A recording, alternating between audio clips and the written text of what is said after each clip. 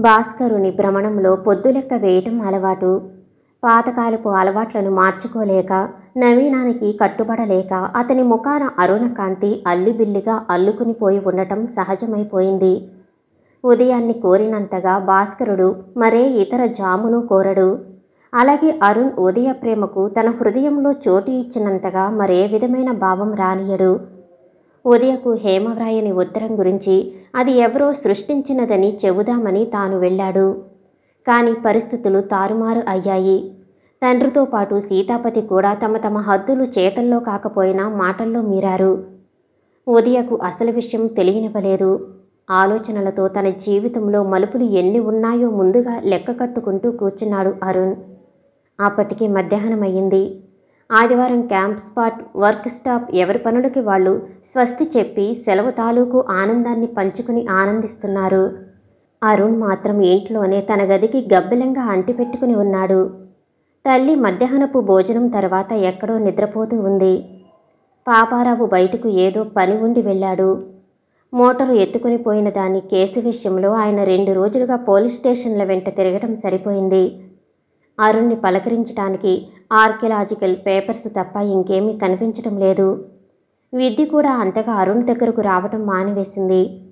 అతని దృష్టి ఇప్పుడు తన గదిలో ఉన్నంతసేపు ఎక్కువగా ఉదయ తను మొదటిసారి కలిసిన ఆ రోడ్డు వంక కిటికీలోంచి చూడటం మాత్రమే.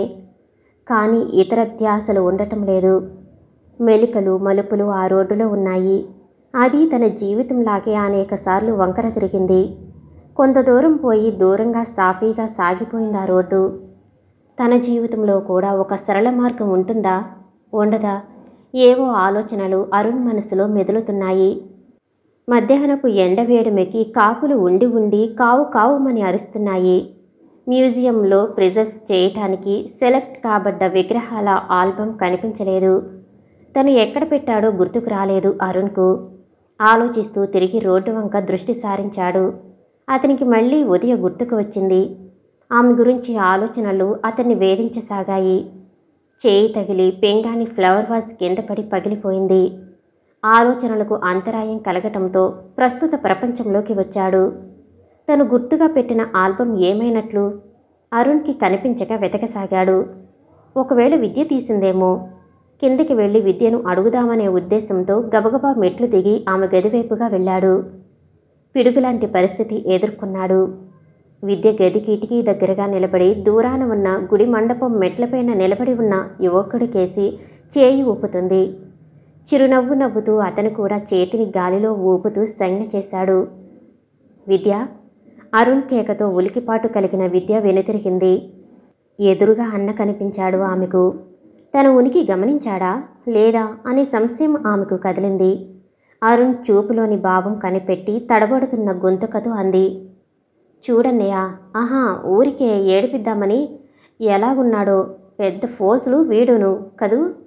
చెల్లెల్ని అనుమానించినందుకు తన మనసులో తనకు తానుగా నిందించుకున్నాడు. ముందుకు రాబోతున్న అరుణ్కు విద్య ఏదో సంజ్ఞ చేయటం కనపడింది. హృదయం స్పందించిపోయింది. తీవ్రమైన సంక్షోభం కలిగింది అరుణ్ హృదయాంతరాళంలో. విద్య! సుడిగాలికి కదిలిన ఎండుటాకులా వణికింది విద్య. నిప్పులు చెరిగే కళ్ళతో చూశాడు అరుణ్.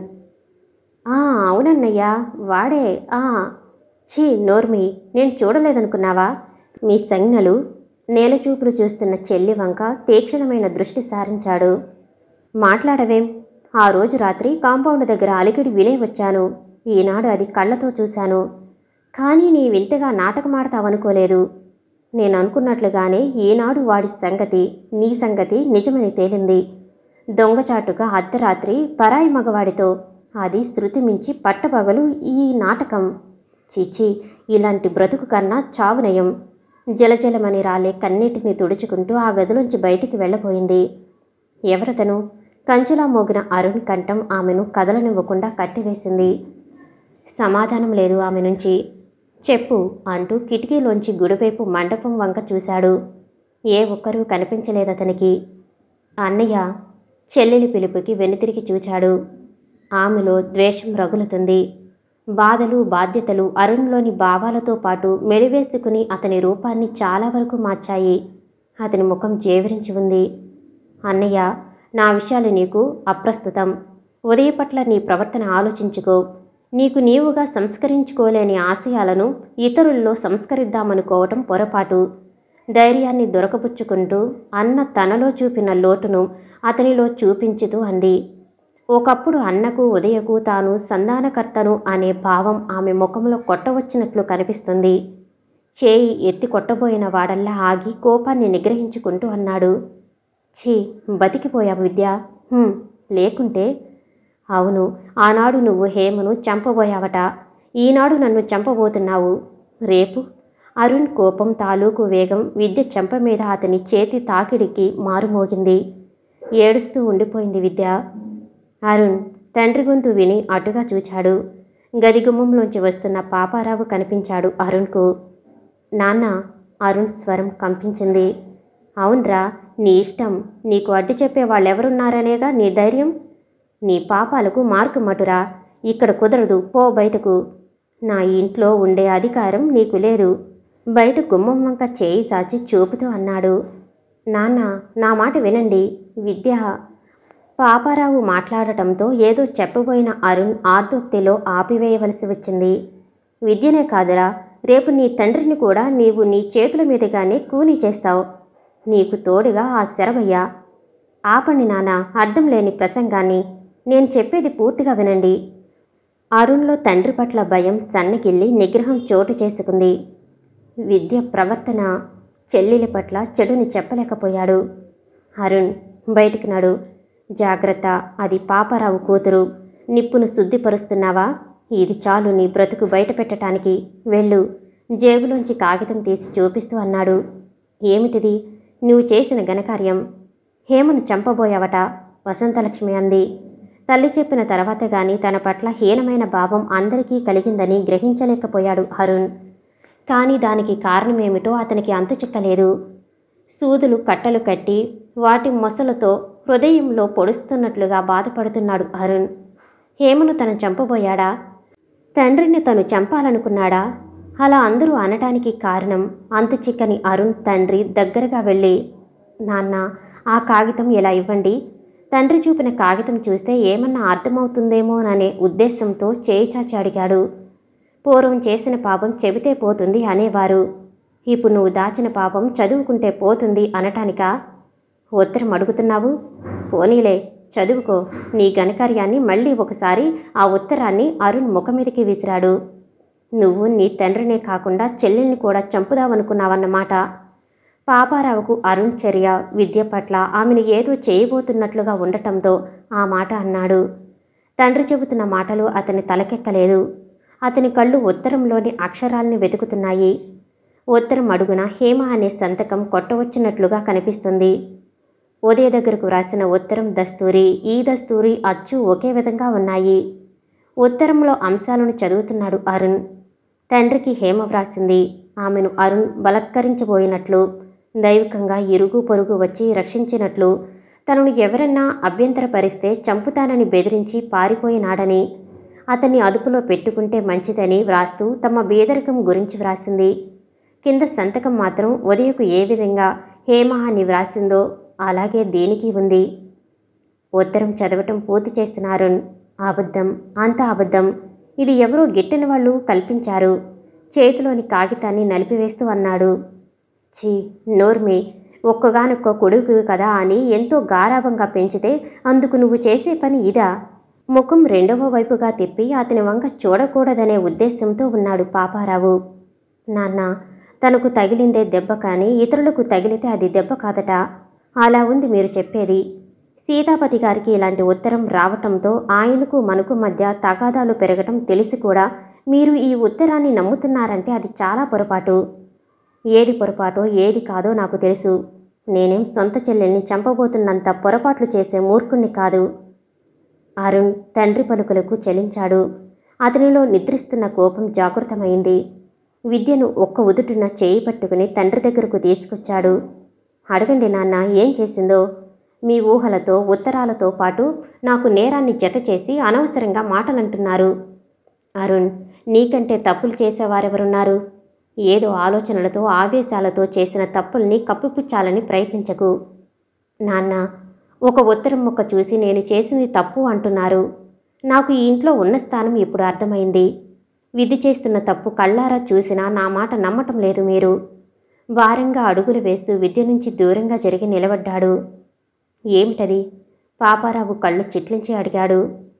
ఏం కావాలి? ఏది స్త్రీకి కళంకం తెస్తున్నదో అదే విద్య అనుసరిస్తుంది. నోటికి హద్దులుండాలి, జాగ్రత్త. తన కూతురు అలాంటి పని చేయదనే నమ్మకంతో అన్నాడు పాపారావు. విద్యనడగండి. ఆ రామాలయం చెట్ల మీద నిలబడ్డ వ్యక్తి ఎవరో, అతనితో విద్య ఎలా ప్రవర్తిస్తుందో సాక్ష్యాలు ఆధారాలు ఎదురుగా ఉంచుకుని నన్ను అడుగుతారేం? అతనిలో పట్టుదల పెరగటంతో ఆ మాట అన్నాడు. విద్య తండ్రి గొంతు వినిపించగానే వాస్తవికంగా ప్రకృతిలో కలిగే వేడికి కరిగిపోతున్న మంచులా అయిపోయింది విద్య. ఏం చెప్పవేం? అరుణ్ అడుగుతున్న దానికి సమాధానం. అది నిజమేనా? ఆ వెలుగులో నీరుతో నిండి మెరుస్తున్న విద్య కళ్ళ తీరు చూస్తూ ఉండిపోయాడు అరుణ్. అరుణ్ కోపాగ్నికి ఇదివరకటి నుంచే ద్రవీభవించసాగింది ఆమె శరీరం. అమ్మ విద్య, ఎవరమ్మా చెప్పు? తల్లి గొంతు పేలవంగా వినిపించింది ఆమెకు. ఏం చెబుతుంది? నే చెబుతా వినండి. మనల్లందరినీ మరబొమ్మలుగా మార్చి మార్గాలు వెతుక్కుంటూ తనకు తోడుగా వచ్చే మనిషితో వెళ్ళిపోదామనుకుంటుంది. ఛీ, ఎంత పని చేశావు? మా మనసులు విరిచి మీ మనువును తీర్చిదిద్దుకుందామనుకున్నారా? మేం ఏం చేశామని ఇలాంటి పాపానికి ఒడిగట్టావు? చెప్పు. ఉత్తరం నువ్వు రాసిందేనా? చెప్పు. ఒక్కొక్క అడుగు ముందుకు వేస్తూ వచ్చాడు అరుణ్. ఆపండి మీ నాటకాలు, గట్టిగా అరిచింది వసంతలక్ష్మి. అసలు చేసిందంతా మీరు, భర్తను ఉద్దేశిస్తూ అంది. ముదనష్టపు సంబంధం కుదిర్చిన దగ్గర నుంచి అన్నీ అనర్థాలే, కోపంగా అంది. అమ్మా, చెప్పేది పూర్తి కానీయకుండానే కొత్త సమస్యలు తెచ్చిపెట్టకు. ఉదయ ప్రసక్తి వచ్చేసరికి అతనిలో చైతన్యం కలిగింది. విద్య నిదానంగా వెళ్ళి సోఫాలో కూర్చుంది. అన్నకు ఎదురు చెప్పలేక, చేసిన తప్పు ఒప్పుకోలేక బాధపడుతూ ఉంది. పాపారావు నిప్పులు చెరిగే కళ్ళతో అరుణ్ విద్యల వంక చూస్తున్నాడు. ఆయనలో వికృతమైన చూపులు ఆయన సంతానంలోని తక్కువతనాన్ని వెతుకుతున్నాయి. ఆయనలో కేవలం కోపం మాత్రమే స్థానమేర్పరచుకుని గూడు కట్టుకుని ఉంది. అరుణ్ తండ్రి పిలుపుతో వెనుతిరిగాడు. చెంప పేలిపోయేలా కొట్టాడు పాపారావు. ఎంత కుతత్రం పన్నుతావురా? దాని వలలో పడి ఆ సీతాపతిగాడికి తొత్తు అయిపోయావురా. నా కూతురిపైన అభాండం వేసి నీ పవిత్రతను నిరూపించుకుందామనుకున్నావా? ఒరే, ఆ ఉత్తరం చాలురా. పరాయి మగాడి మీద అంత నీచంగా ఒక ఆడపిల్ల ధైర్యం చేసి రాయగలిగిందంటే దాన్ని కాదనే ధైర్యం ఎవరికి ఉండదు. నీ పాపం పండే కుక్కలా అక్కడక్కడ తిరిగి అన్నీ నీ అంతు నువ్వే బయట పెట్టుకున్నావు. ఛీ, ఆ సీతాపతి గాడి దగ్గరే చావు. నాన్న, ఏం ఆ సీతాపతిని అడ్డు తెచ్చుకుందామనా? లేక ఇల్లటం రమ్మన్నాడనే ధైర్యంతో ఉన్నావా? పో అక్కడికే. ఆయన శరీరంతో పాటు ఉన్న లాల్చీ చెమటతో తడిసిపోయింది. అటు ఇటు పచాలు చేస్తున్న పాపారావు ఆగిపోయి అన్నాడు. అంతగా విరుచుకు పడిపోయినట్లుగా అక్కడ మా ముందు నడిచావు. ఇక్కడికొచ్చి ఏదో నాటకం మొదలుపెట్టావు. నాన్నట నాన్న, నిన్ను సీతాపతే కాదు, ఆ శ్రీరామచంద్రుడు కూడా రక్షించలేడు. తక్షణం నడు బయటకు. పిడుగుపాటు లాంటి మాట విని ఆశ్చర్యంతో తలెత్తి చూశారు వసంతలక్ష్మి విద్యలు. తలదించుకున్నాడు అరుణ్. తరువు నుండి వేరైన ఫలం తనకు ఇచ్చిన రూపాన్ని గురించి ఆలోచిస్తూ దానికి కారణమైన రూపకల్పన చేసిన దాని ప్రతిరూపాన్ని సృష్టిద్దామని కాబోలు వేరయి విరిగి నేలరాలుతుంది. తరువుకు ఫలానికి కలిగే ఎడబాటు లాంటిది అయింది పాపారావు అరుణ్ల సంబంధం. స్నిగ్ధ ముగ్ధ మోహన శృంగార రూపాలు గల శిల్పాలు గుట్టగా పడి ఉన్నాయి. కానీ చలించని వాటిలో శిల్పి తన కళతో జీవన చలనం కలిగించి ప్రాణాలు పోయలేక అలా వదిలివేశాడు. ప్రాణాలు కలిగి జీవన రాహిత్యంలో ఎదురుదెబ్బ తగిలి అరుణ్ ఆ శిల్పాల మధ్య శిథిల హృదయంతో పడి ఉన్నాడు. అధికారి ఆలోచన అర్థం కాని అనుచరులు మాత్రం ఆయన్ని పలకరించడానికి ధైర్యాన్ని కూడదీసుకుంటున్నారు. ఇంకా సాయంత్రపు ఛాయలు పూర్తిగా కమ్ముకోలేదు. మధ్యాహ్నం ఇంటి దగ్గర ఘర్షణ పడ్డాక ఇక అతనికి ఎక్కడికి వెళ్లాలో తోచక తీరికగా ఎక్స్కవేషన్స్ దగ్గరకు వచ్చేశాడు. 3 గంటలు కాకమునిపే పని ఆపుకుని తన ముందు నిలబడ్డ వారిని కోపంగా చూచాడు. వర్క్ స్పాట్ను వదిలి వచ్చిన తన కార్యాలయపు పనివాళ్లు తన వద్దకు రావటంతో ఆలోచనకు బదులు ఆవేశంతో మాట్లాడసాగాడు. ఏం కావాలి? అందరూ ఇలా వర్క్ స్పాట్ వదిలి రావటం బాగోలేదు. నేనిక్కడ ఉండగానే ఇలా చేస్తున్నారు. ఇక నా ఆబ్సెన్స్లో మీరు. మధ్యలోనే అరుణ్ మాటలని ఆపివేస్తూ ఒక అతను అన్నాడు. సార్, మేం పని అతనిపై విరుచుకుపడినట్లుగా అన్నాడు. నాన్సెన్స్, రేపటి నుంచి కాదు, ఇవాళ నుంచే నేనిక్కడే ఉంటాను. Do you think archaeological department is a toy shop? అర్థం ఉండాలి పనులకి. ఎంతో రెస్పాన్సిబిలిటీస్ ఇస్తే ఇదా మీరు చేసే పని? కాదు సార్, మేమిక్కడ ఎక్విజిషన్ వింగ్ వాళ్ళం.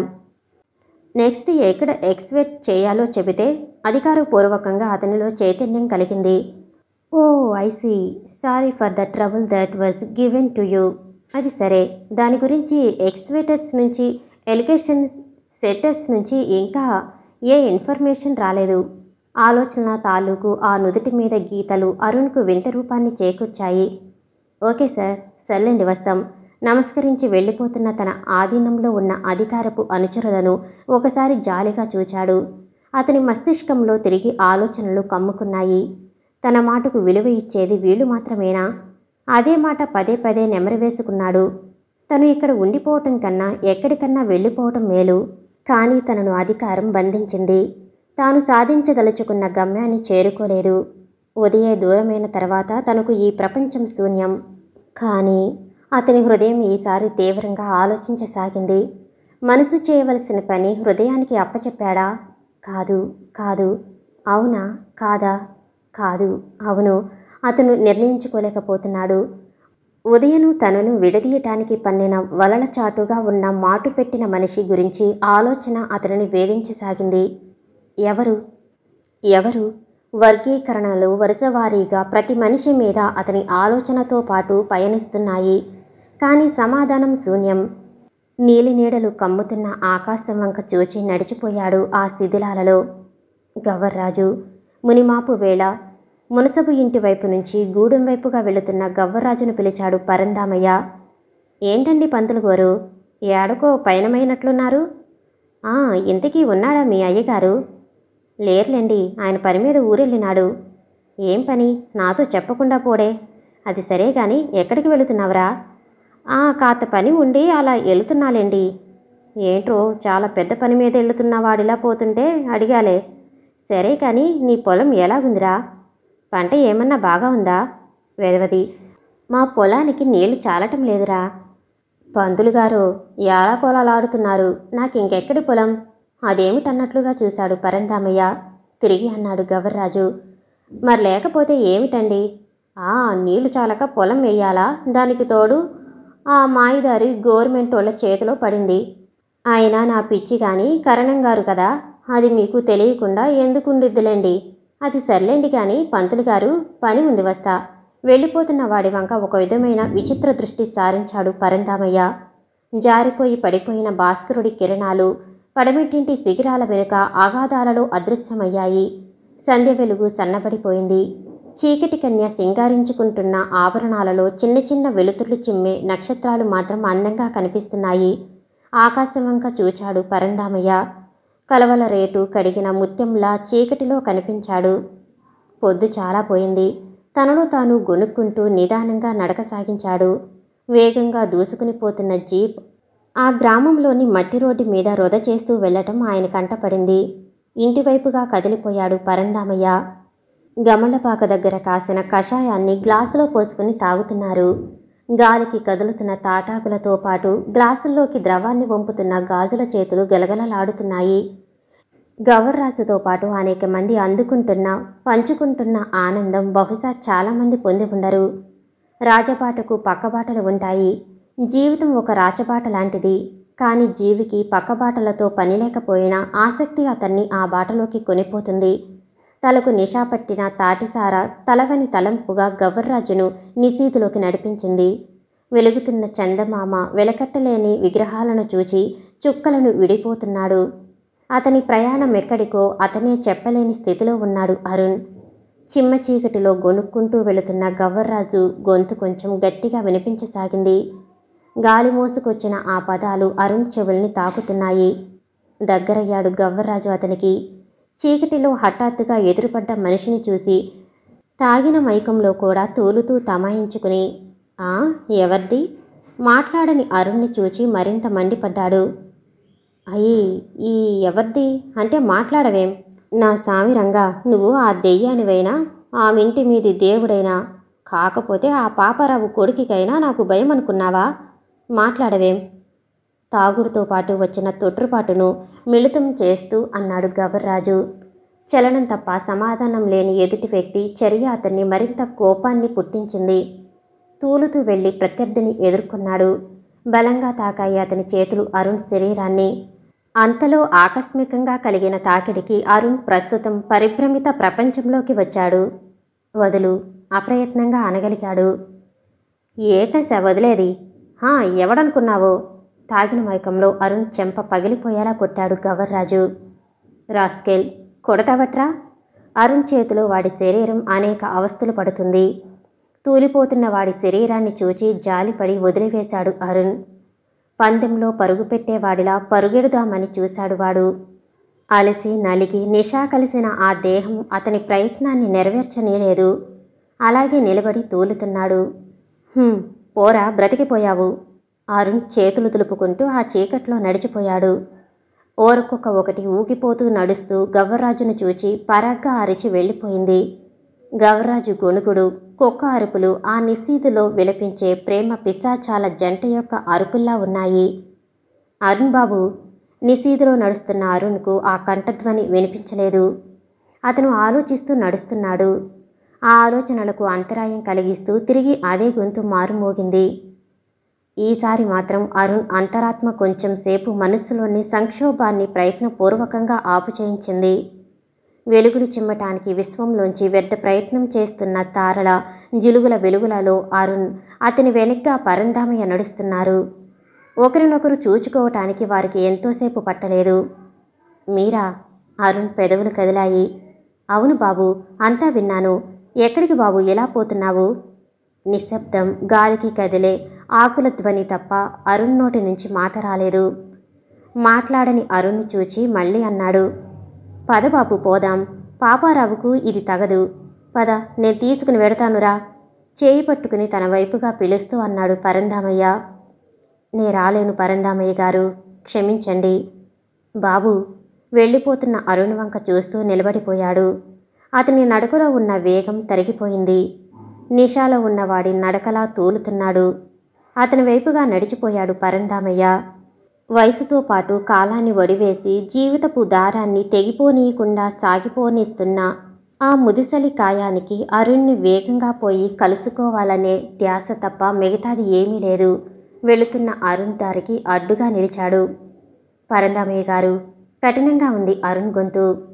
నేనెక్కడికి పారిపోను. మీరు నా వెంట ఎందుకు ఇంత విధిగా వెంటపడ్డారో నాకు అర్థం కావటం లేదు. దయ ఉంచి నన్ను ఒంటరిగా ప్రశాంతంగా ఉండనివ్వండి. బాబు అరుణ్, పాపారావు నేను స్నేహితులం మాత్రమే కాదు. మా స్నేహం మా ప్రాణాలతోనే పెనవేసుకుని పోయింది. అది నీకు నేను చెప్పినా అర్థం కాదు బాబు. అలాంటి పాపారావుకు ప్రాణమైన నువ్వు ఇలా అయిపోతుంటే మిగిలిన ప్రాణం ఇక్కడ ఉండగానే విడిచి ఎలా వెళ్ళగలవు? నీవు లేందే నేను ఊళ్ళోకి వెళ్ళను. మొండికెత్తాడు పరంధామయ్య. పరంధామయ్య గారు, ప్రాణం ప్రాణంతోనే పెనవేసుకుని స్నేహం చేస్తుంది. చాలా బాగా చెప్పారు. అలాంటి ప్రాణానికి మూలప్రాయమైన మీ స్నేహం అక్కడే వెళ్ళి కలవచ్చు. మీకు నాకు ఎట్టి సంబంధం లేదు.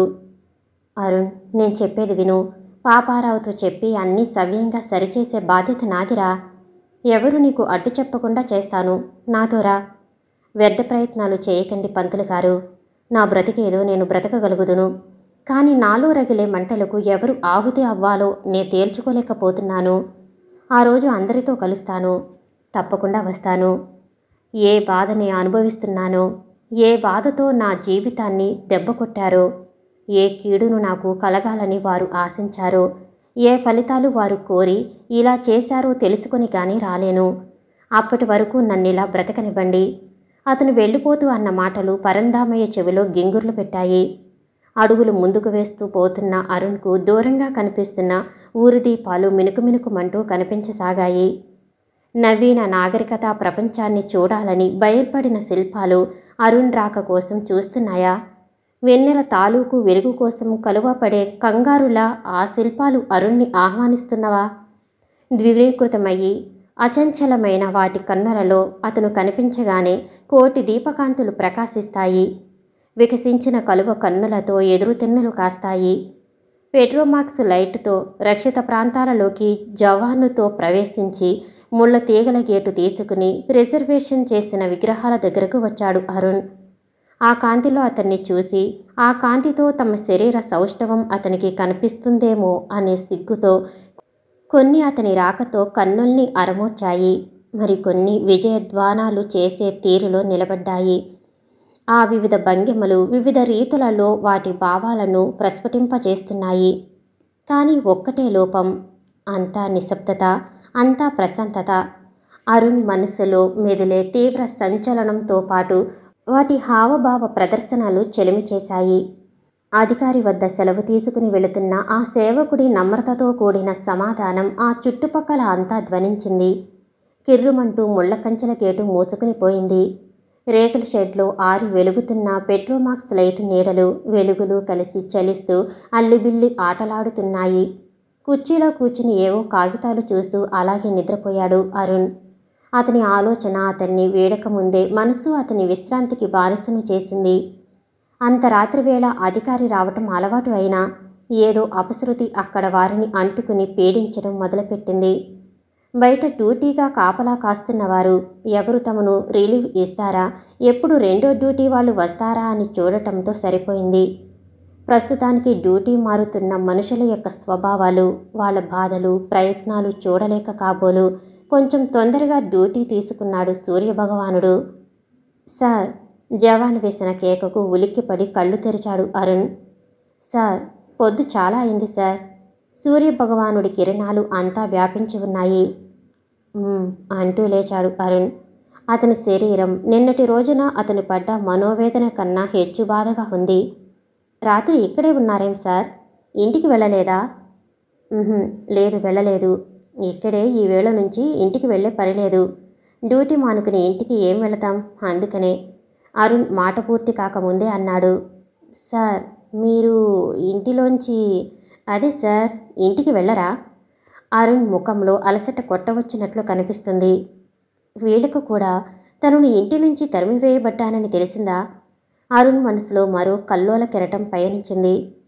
ఏం అలా అడుగుతున్నావు? తనను తాను నిగ్రహించుకుని అన్నాడు అరుణ్. అది కాదు సార్. ఏది కాదు? డామిట్స్, అధిక ప్రసంగం చేయక ఎవరి పనులు వాళ్ళు చేసుకోండి. ఇవాళ నుంచి నేను ఇక్కడే ఉంటాను. అందరికీ అదే చెప్పు, పో. అర్థం కాని అతని ఆవేశం గురించి ఆలోచిస్తూ వెళ్ళిపోయాడు జవాన్.